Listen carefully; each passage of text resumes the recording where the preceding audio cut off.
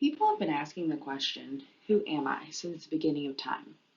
Everyone you meet holds two identities that may or may not be visible. Identities can be biologically assigned at birth or ones we choose or create for ourselves. Identity theory can be a useful tool in helping us make sense of who we are. In this presentation, I will discuss the identities that have the most influence in my life and the corresponding development theory relative to that identity. I will also discuss the privileges I may be afforded because of my identities. When I think about who I am and the identities that most influence my daily life, I first think of my identity as a Christian, specifically an evangelical Christian. Secondly, I think about my sexual identity as a heterosexual. And thirdly, I think of my identity as a Hispanic American. For additional context, my father immigrated from Mexico and my mother is American. In the next few slides, I will expound on my development of these identities. First, I will begin by discussing my identity development as a Christian. My Christian identity informs all aspects of my life, from the way I dress, to the way I treat others, to my sexuality, etc. Being a self-identified Christian and being identified by others as a Christian is incredibly important to me. To preface, the term Christian indicates that I believe in Jesus Christ, but there are other aspects of the Christian faith that further influence my identity. For example, I identify as an evangelical Christian, which means that I believe in the authority of the Bible, I have a relationship with Jesus Christ, and I have had a Christian conversion. Additionally, there are many denominations or branches in the Christian faith, and I personally identify as a Baptist. Baptists differ excuse me, Baptists differ from other denominations in that we believe in a believer's baptism. That is, once you have professed Jesus Christ as your saving authority, you are baptized as a sign of your conversion. So now, to better explain my Christian identity development, I will use James W. Fowler's 7 stages of faith development for context. However, I will primarily focus on stages 0 to 4. Fowler's primal stage of faith development pertains to infants 0 to 2 years old. In this stage, infants develop a sense of trust versus mistrust. They begin to get a sense for whether they can trust the people who are caring for them. And so while I wasn't determining whether I wanted to believe in God or not as a 1-year-old, I was developing a sense of trust for my parents, who were Christians and who would inevitably influence my personal belief system as I grew older. Intuitive projective faith usually develops during the toddler years. It's in this stage that Fowler says children begin to construct their first images of God. In the Christian faith, around the age of 3, children usually will begin attending Sunday school, where they're taught stories from the Bible. As a child, stories of men being swallowed by whales, floods that destroy the earth, and a man who died on a wooden cross to save people from their sins seemed fantastical. I was intrigued by these stories because they seemed magical, and I began to see God as something otherworldly. In this stage, my faith was shaped by my curiosity and imagination.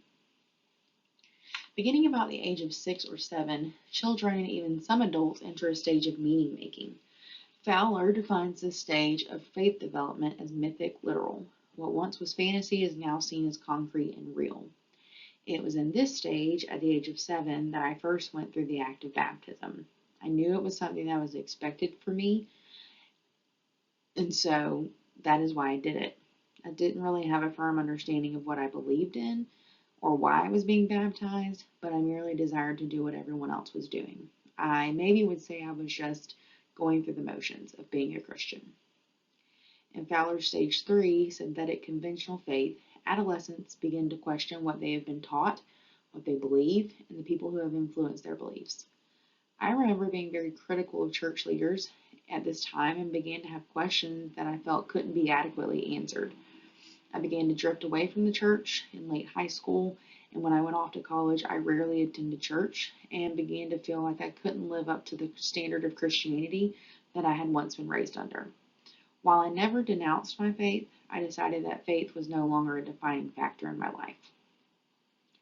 After graduating from college, I felt a little lost without direction, and I didn't really know where to turn to other than to the church. In the past, being a part of a church gave me a purpose and a sense of identity. So I began attending church and started to explore what it meant to truly be a Christian. After hearing the gospel, which is the good news that God provided a way for man to be freed from the penalty of sin through the death of Jesus Christ, I was officially converted. At this point, I truly felt that my faith had become my own and that I needed to be baptized as a true believer. The picture on this slide is from my baptism in December 2020. This was the day I also became a member of my church. Fowler would describe this stage of identity development as individuative reflective faith, in which an individual has defined for themselves what they believe in and have developed a sense of meaning that is a result of their own exploration and not the authoritative opinions of others.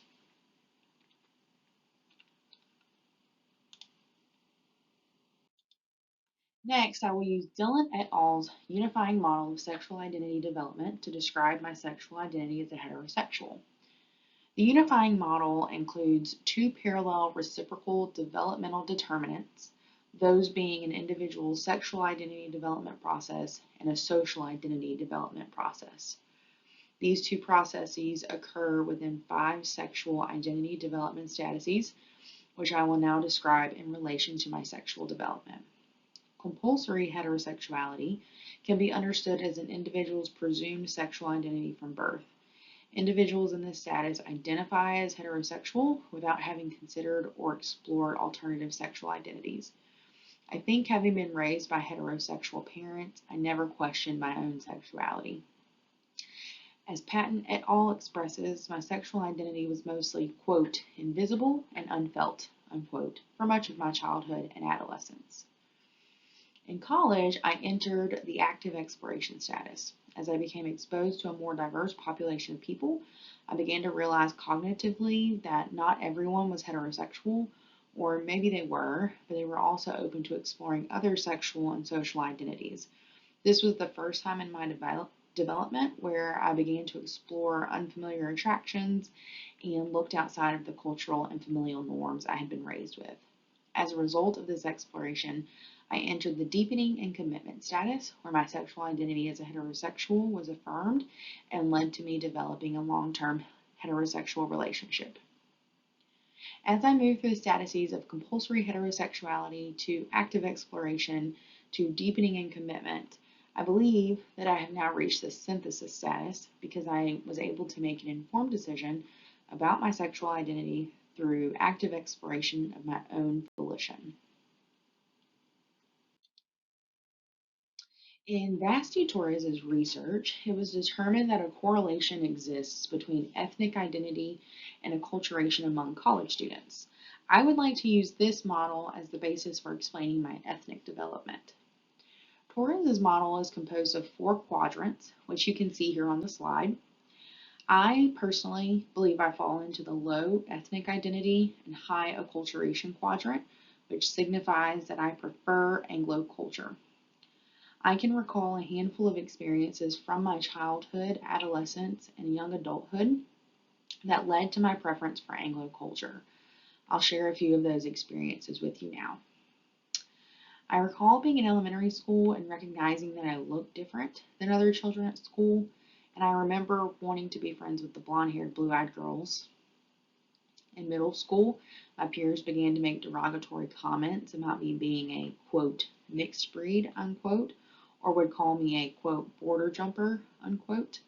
These comments led me to resent being Hispanic, so much so that I would lie and say I was also Italian, which I believed to be a more preferred ethnicity.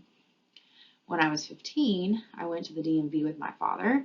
I handed the attendant the paperwork I was required to fill out, but the attendant asked me for my other documents. I was confused as I had handed her everything I had been asked to fill out.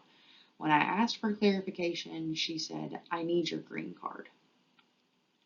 This was interesting to me because I'm a natural born citizen of the United States.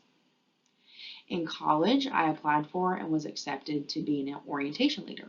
A professional staff member made a joke that I was the, quote, token Mexican, unquote. This comment made me question whether I was given the opportunity based on merit. These experiences and others led to cultural dissonance. Rather than seeking to connect more deeply with my Mexican background, I chose to fully embrace American culture. As I grow older, I do find myself wanting to be more connected to my Mexican heritage, and I hope to one day reach the bicultural orientation stage where I have a full appreciation and preference for both Hispanic and American culture.